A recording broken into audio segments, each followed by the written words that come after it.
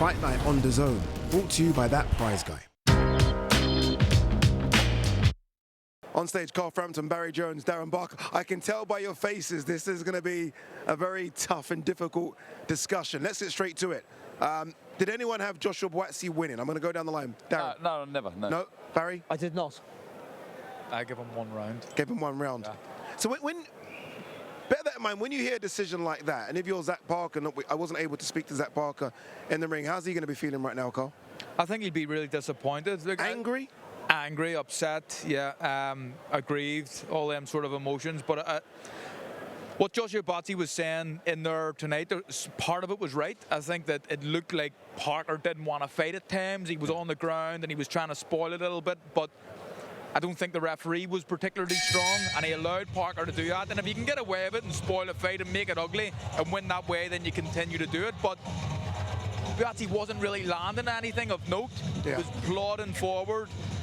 And there wasn't, I mean, it wasn't as if Parker was winning rounds by a mile, but for me and someone who's watched boxing all his life, I cannot understand how you give that fight to Joshua Buatsi. See, when I have 3 former world champions and they say that, I almost feel like if a score is that bad, judges should almost be held responsible to kind of tell us why they scored it like that. Well, I think that there's the issue here, that maybe as a collective boxing community, we need to get together and understand what they're scoring and why they're scoring, because they might be right and we're wrong. I mean, this is not the first time recently that we've seen it different to the judges, and unanimously different to the judges. So maybe we're looking at the wrong things. What we think you should be scoring, the criteria of scoring a fight. So, you know, I mean, it doesn't seem that way. We seem we're getting it right, but it's not the case.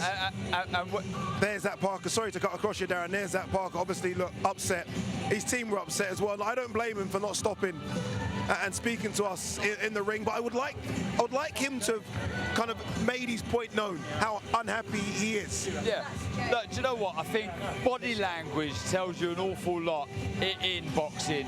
And we as ex-fighters, you know if you've won or lost a fight. You can't fake those kind of celebrations at the end there. He knows he won the fight. Look, a lot of people watching the fight may be frustrated by the way that he fought. But I would say I was probably more frustrated with the way Buatsi fought as opposed to Zach Parker. You're waiting for him to get going, let your hands go. So though he may be getting a lot of stick with the way that he approached the fight, I've got to give more stick to Buatsi in my opinion.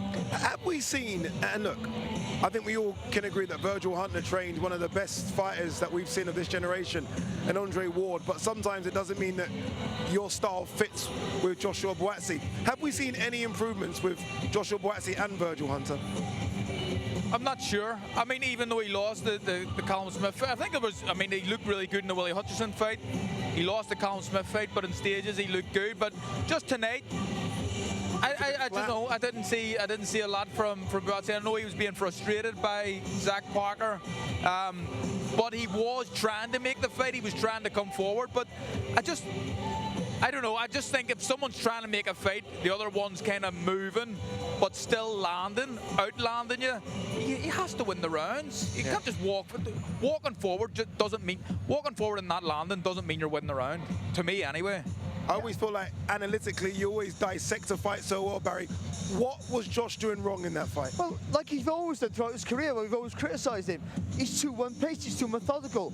I mean, it's quite impressive when you break someone down, when you look at, he broke him down over 8 rounds, but there's no urgency in his work, and there never has been. And I think him and Virgil Hunter, you've got a thoughtful fighter with a thoughtful trainer, where what he needs is someone to give him some oomph. A bit of fire up the backside. I think so, yeah. To go, where's the second phase, or rush to that attack in a thoughtful manner. And you've got a guy who overthinks stuff, and you've got a trainer who overthinks stuff. I think it's not the right fit, in my opinion. But maybe he's still a good fighter, but it's not enough to take him to the very top. And we've seen that, and we've seen it tonight, and that's a big dent now in his quest to become a world champion. I wasn't able to get to speak to Zach Parker in the ring, but Dev is with Zach Parker now in the dressing room. Well, back here with Zach Parker. Zach, obviously very, very disappointed. What's going through your mind? Just fuming, mate. I won that fight easy. I think every single person at ringside said I won it. I should be changing my daughter's life and my new unborn child, man. I've won literally almost every round. If I'm outboxing, you can't even touch me. I should be champion now and going on for bigger fights. I think most observers ringside did have you winning it. You've just seen on DAZN, Ade's run the line, everyone. Frampton, Barker, etc. Did you take any heart from that, the fact that everyone else kind of had you winning? Well, everyone's got eyes, haven't they, so they can see the fight. If he can't even land a fucking clean shot at me, I should be champion. I'm just pissed off, mate. What happens now? Do you want to run it back? Do you want to see him again in the ring? I should be going on for bigger titles and bigger money fights. I'm trying to change my daughter's life, and I get decisions like that. It's a joke. I should be champion now. I don't know what to say about it, mate. Talk me through some of the fight. At times it was a little bit messy. At times you did your thing very well. You're switch hitting, but you were on the floor from time to time. Talk me through it. Well, when it's pushed me down, what do you want me to do? I can't keep lifting him up. What is he? Bloody 14 stone or whatever. You can't just keep lifting him up. I'm going to waste my energy. If he's pushing me down, the refs probably should say, stop pushing him down. I won't keep going down to the floor then. But yeah, a little bit scrappy at times, but if that's the way you can win a fight and outbox him and jab his head off all night, he couldn't even catch me with a shot. How many rounds did you give him? Probably one round, and that was early. The later rounds, you should see my movement every single time. He couldn't even catch me, and I was comfortable in there. I was comfortable. Apologies for the language. You can understand why Zach is frustrated. Darren, those are the things that we don't talk about. He spoke about it there, didn't he? It would change his daughter's life. It would change his newborn baby, or his soon-to-be newborn baby's life.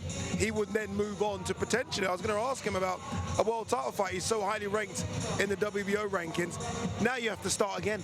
Yeah, and it's soul-destroying. It's shattering when you believe that you've executed your game plan spot on. And he'd done that, and it weren't a case of winning this pretty, winning ugly, doing what you've got to do. This was a big step up when you think of the pedigree of Buatsi, and yeah, look, we believe he won, and it's just a big bump now in the career of Zach Parker. I think what makes it even more sickening for Zach Parker is pundits like us, we all thought that Buatsi was going to win the fight.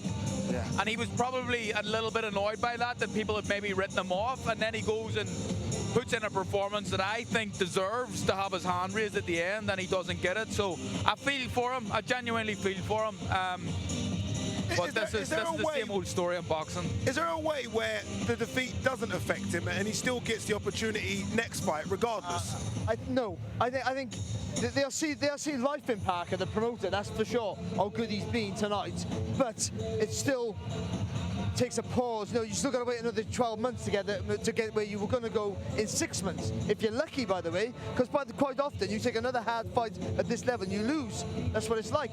It's a funny sport where you can go on and beat better fighters than you, but if you lose the pivotal fight, you never get over the line. And he'll be looking at, sorry Carl, he'll be looking at the opponent that Joshua Buatsi's getting next and thinking, that should have been me. That should have been me. That frustration, it will almost be unbearable for him. But even opponents for Parker, who's going to want to fight that style? It's not pretty on the eye. So if you're a fighter, you're going, I don't want to fight Zach Parker.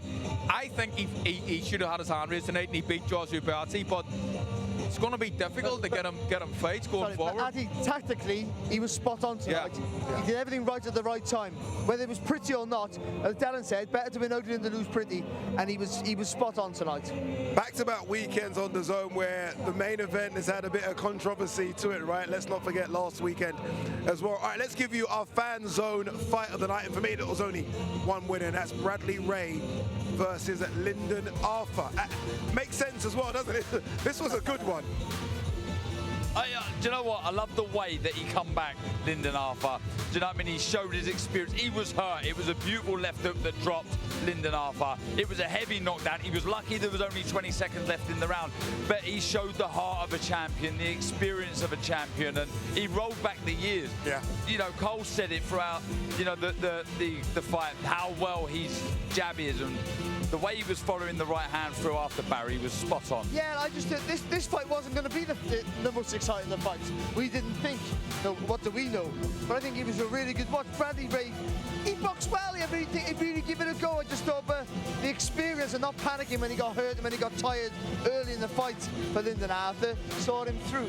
I think the way that he turns that body for the uppercut and commits to that right hand over the top better than we've seen him before in recent fights was a real telling factor that he's plenty left in the tank. What's that old saying? Sorry, Addy. A right hand will take you around the block, but a jab will take you around the world, and I think that fits well. Happy you said that because I forgot what the saying was. So happy you said that. Fighter of the night, no surprise as well, Lyndon Arthur. Although I guess Zach Parker would have been in discussion as well, but I think considering what happened in that second round, and now Lyndon Arthur's jab, as you say, took him around the world.